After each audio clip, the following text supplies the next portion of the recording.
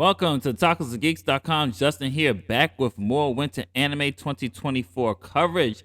And today we're reviewing episode 2 of Tales of Wedding Rings. As always, I give you a brief synopsis, so here we go. This anime you can catch on Crunchyroll.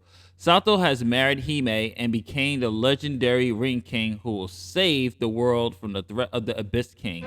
They struggle to advance their relationship, but there's no time to enjoy their newlywed life as the Abyss King pursuers close in. I am so happy with this particular episode, and I'm going to tell you why with minor spoilers. Now, if you watched my previous review, I was worried that they were going to drag out these two characters having feelings for each other, and that would have just been like the big arc probably towards the end of the season where they are constantly in awkward moments and they're never confessing their love. Spoiler alert, they do confess, and I'm so happy. So happy. I get tired. You have no idea, folks.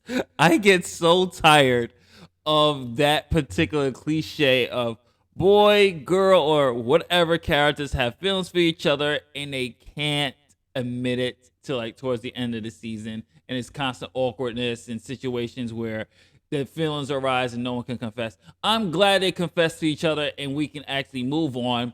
And then what makes this more interesting is that what episode 2 does, it does more of the world building, and it does a really great job explaining what the Ring King is and what the Ring King is supposed to do.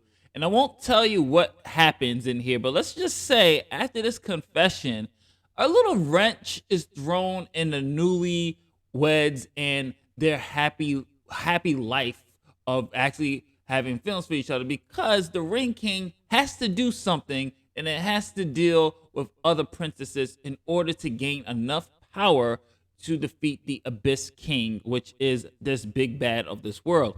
And I really did enjoy this episode. There's a lot of funny moments in here, especially with Satou and Hime, and especially what happens when they finally confess their love to each other. You know, maybe they were thinking about consummating the marriage and they're both virgins, so it gets a little bit awkward, and I really did enjoy it. It was such a fun episode here.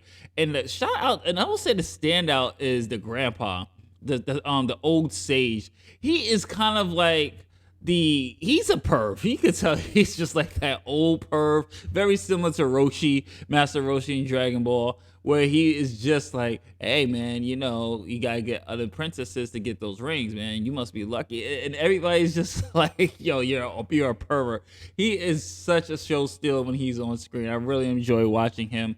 And I really did like what they did with the original guy, Marseille, who was originally supposed to marry Hime. Oh my gosh, I was watching too much Yu Yu Hakusho. Hime, after episode 1, I like the way his character arc turned, because I thought he was going to be kind of like this rival, being jealous that he didn't get to become the Ring King. And right now it looks like he's very supportive and really actually relieved that he doesn't have the responsibilities that Satou's going to have. So I really did enjoy this episode. We get more rules to the world. We get to see a little bit more of what these characters and what the plight is going to be about. The action that we did get with this Abyss Knight is a badass. I love the design of the Knight of the Abyss King. Totally show stealing scene right there. Definitely when it came to the action, wondering how powerful this person is. And now, I mean, if the Knight is this powerful, I can't imagine how powerful the Abyss King is going to be, and why Satou has to gather all the princesses to get their powers for the Ring of Light. So this is going to be really interesting. This is one of those, it has, just letting you know, it has gone full blown harem. It's an isekai harem.